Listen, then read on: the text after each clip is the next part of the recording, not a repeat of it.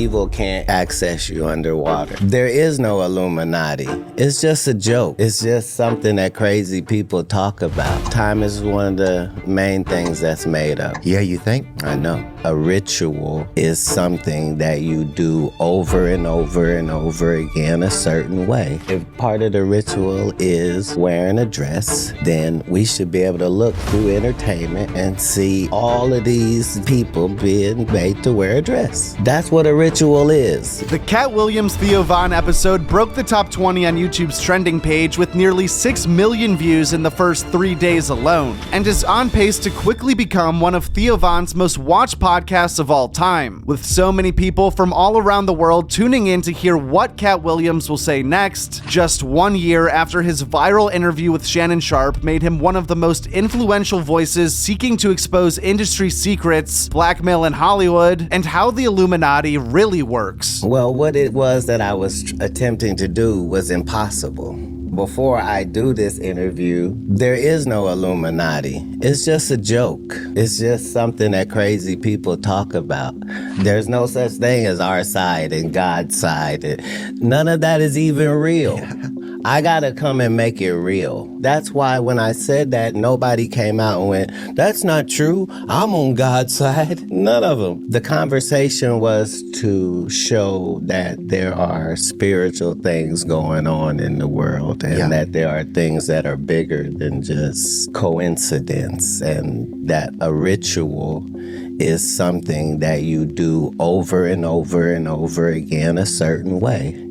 You see what I'm saying? Mm-hmm. If part of the ritual is wearing a dress, then we should be able to look through entertainment and see all of these people being made to wear a dress. That's what a ritual is. You know what I mean? Like, whether they're white or black, that doesn't matter. There's not other jobs where this is a requirement. Why is this so necessary? Yeah, you don't see the dog catcher show up every other year in a nice skirt, or you don't see an electrician right come up in a blouse every now and then. Even like in the rap world, like all of the rappers that you know that never been to jail and never gotten any trouble with the law, but they talk as if their life is opposite of that. Those are federal informants, like, you know. You think they're really out there?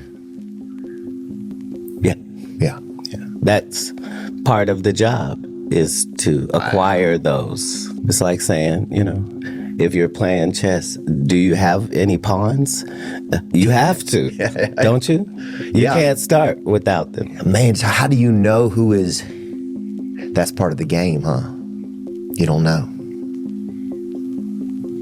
It's part of the game.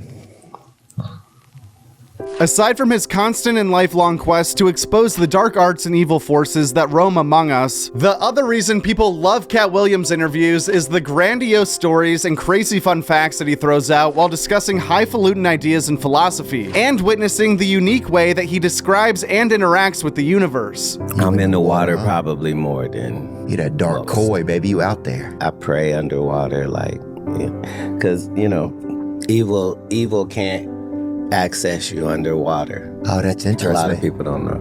Is that true? Yeah. And maybe that's why a child is an amniotic fluid, huh? Yeah, like water's super powerful, like a living being. I'm sure that soon in the future they will confirm for us that water is a sentient being. Man, it's gonna be if they do that. And how'd you bang them cuffs up? What happened, you think? What you mean? How'd you I was in the midst of a push-up contest. No way. You blew them out. Yeah. Oh, man. But I was probably at 200. I was doing too much. You did 200 push-ups? Yeah. God dang, boy, you better pull up at a Jiffy Lube and get well. Overall, this podcast appearance from Katt Williams contained a lot less direct exposing of dark forces and aggressive predictions than his time with Shannon Sharpe, for sure. The vibe for this podcast was somewhere between his appearances on Club Shay Shay and the Joe Rogan Experience, and Katt Williams seemed like he was there more to have fun and get to know Theo Von, which still made for a wildly entertaining episode that gets better as it goes, especially especially when these two started talking about the comedy industry, Austin, Texas, and Katt's plans to save movies. The mothership. Yeah, they really get it over there. You feeling the pressure? Of this interview? No, of Austin. Of moving there? Is Austin calling you? A little Are bit. they trying to put pressure on you? A little bit. At first, I wanted to do my own thing, like a lot of people were moving there. But now when I'm there, it just feels like it's a fun energy. It is. And there's people on stage, and you can go up and down 6th Street, and you can do 5 or 6 sets in a night. You just bought a military base, is that right? Yeah, formerly Fort McClellan. It's going to be one of the greatest things that I personally have ever done. That's the front side of the beginning of the campus, which is 30 buildings, 3 million indoor square feet. It's really magical. We just posted a video breaking down the entire purchase of Fort McClellan by Katt Williams, including his plan to build his own movie empire to rival that of Hollywood. That video can be found on the main Joke World channel right now or on the end screen right after this. Tyler Perry was able to do with 200 or 300 acres and a military base. And Yeah, it's amazing. And how you could make a movie studio out of that. Fort McClellan is an hour and a half from Atlanta, where Tyler Perry's studio is located at Fort McPherson, which he purchased back in 2015 for $26 million and transformed the property into a studio worth an estimated $280 million 10 years later. It's unbelievable. It hit the news recently, but I purchased it a couple years back.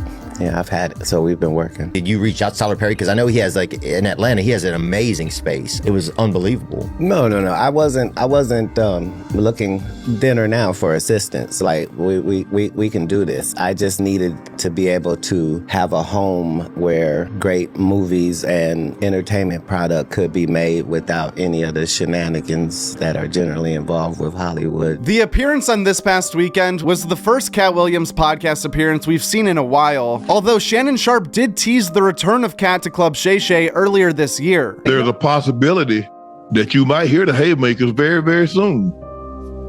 Uh-oh. Uh-oh. As long as I ain't in, I'm good. It's unclear if that was just a marketing ploy or if that episode fell through, or maybe it's still coming, I'm not sure. All of that remains to be seen. Meanwhile, Theo Von continues to build himself into one of the elite podcasters and largest voices in both comedy and the internet as a whole. And it also looks like he has an episode with Antonio Brown coming out soon, which should do big numbers as well. If you enjoyed literally any part of this video and want to help us reach 50,000 subscribers over here on Clip World, please press subscribe for the love of God. If you don't feel like helping us reach 50,000 subscribers, it's mandatory to leave a comment right now telling me exactly why you don't feel like helping us. If you don't think this video was enough for just you to click one button, I want to know why. But be nice. I love Joke World. He's the fucking man, dude. If y'all ain't fucking with Joke World, who are you fucking with? Joke World, can you please clip him saying that Leon is actually ugly, please? No, Joke World. she's very hilarious. Clearly very pretty.